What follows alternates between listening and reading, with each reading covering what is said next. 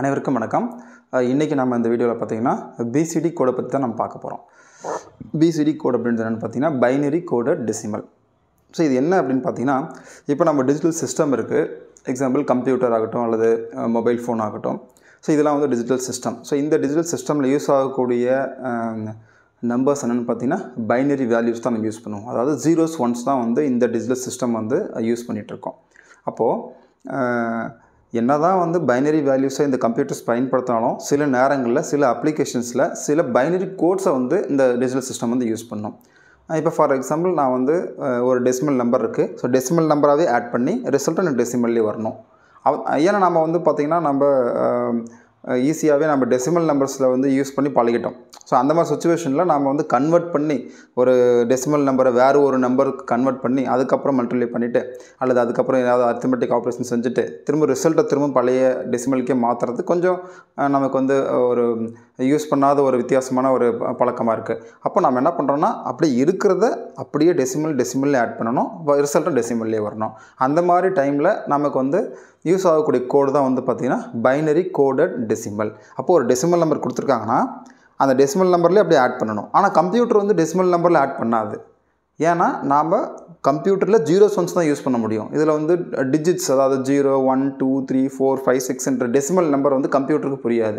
அதுக்கு என்ன புரியும்? ஜீரோஸ் அண்ட் ஒன்ஸாக தான் புரியும். அப்போ நம்ம என்ன பண்ணுறோன்னா நம்மளுடைய டெசிமல் நம்பரை ஒரு குறிப்பிட்ட பைனரி வேல்யூவில் நம்ம வந்து கோட் பண்ணி வச்சுக்கிறோம். ஸோ 0னா இது தான், 1னா இது தான், 2னா இது தான், 3னா இது தான் சொல்லிட்டு நம்ம கோட் பண்ணி வச்சுக்கிறோம். அப்படி கோட் பண்ணி வச்சுருக்கிற அந்த கோடுக்கு பேர் தான் நம்ம என்ன சொல்கிறோன்னா பைனரி கோடட் டெசிமல் அப்படின்னு சொல்கிறோம். அப்போ டெசிமல் நம்பரை நம்ம என்ன பண்ணுறோம்?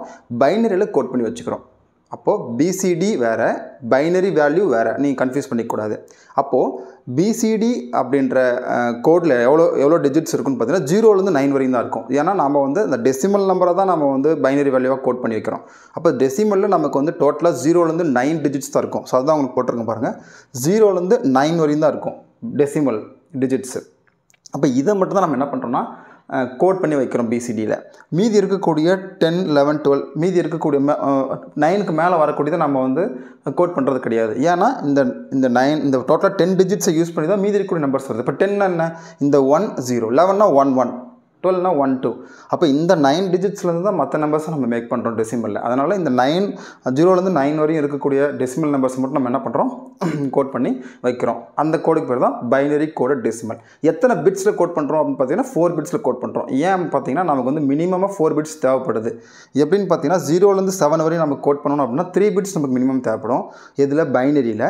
அப்போது 8 என்ற வேல்யூ நம்ம ரெப்ரசன்ட் பண்ணுறதுக்கு கண்டிப்பாக நமக்கு வந்து இன்னொரு பிட், அதாவது 4 பிட்ஸ் நமக்கு தேவைப்படுது. அதனால தான் நம்ம மினிமம் வந்து பிசிடியை 4 பிட்ஸில் தான் நம்ம ரெப்ரசன்ட் பண்ணோம். ஸோ இது சொல்லப்போனால் பார்த்தீங்கன்னா இந்த டெசிமல் நம்பருக்கான ஈக்குவலண்ட் பைனரி வேல்யூ தான் இந்த பிசிடி கோடு. ஸோ நீங்கள் கன்ஃபியூஸ் பண்ணிக்க வேண்டாம்.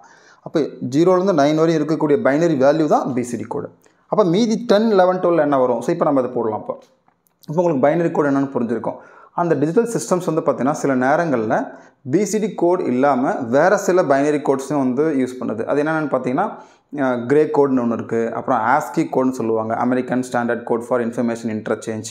XS3 கோட்னு இருக்குது. ஸோ இதெல்லாம் based on the sum applications இந்த டிஜிட்டல் சிஸ்டம்ஸ் வந்து பார்த்திங்கன்னா இந்த கோட்ஸ் வந்து பயன்படுத்திக்குது. அதனால தான் பைனரி, இதை ஜென்ரலாக சொல்லுவாங்க பைனரி கோட்ஸ்னு சொல்லுவாங்க. இப்போ பைனரி கோட்ஸில் தான் இந்த பிசிடி கோட் வருது. அப்போ BCD code, gray code, XS3 code, ASCII code, so இது எல்லாமே பார்த்திங்கன்னா பைனரி கோட்ஸ்னு நம்ம சொல்லுவோம். இப்போ நாம் வந்து ஒரு டெசிமல் நம்பர் கொடுத்துருந்தாங்கன்னா அதுக்கு எப்படி நம்ம பிசிடி கோட் எழுதுறது அப்படின்னு நம்ம பார்க்கலாம். இப்போது சம் நம்பர்ஸ் எடுத்துப்போம். சம் டெசிமல் நம்பர் எடுத்துப்போம். ஒரு 5, 7, 2. ஸோ இந்த மாதிரி ஒரு டெசிமல் நம்பர் இருக்குது. இதை நம்ம என்ன பண்ணணும்? பிசிடியாக கன்வெர்ட் பண்ணணும். ஈக்குவலண்ட் பிசிடி நம்பராக நம்ம கன்வெர்ட் பண்ணணும்.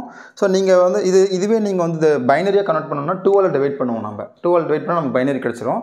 பட் நாம் என்ன பண்ண போகிறோம்னா டெசிமல் அப்படியே டெசிமல் மாதிரியே எழுத போகிறோம். ஆனால் வித் பைனரி வேல்யூஸ் யூஸ் பண்ணி, அதாவது 0 ஒன்ஸ் யூஸ் பண்ணி எழுத போகிறோம். அதாவது பிசிடி கோட்.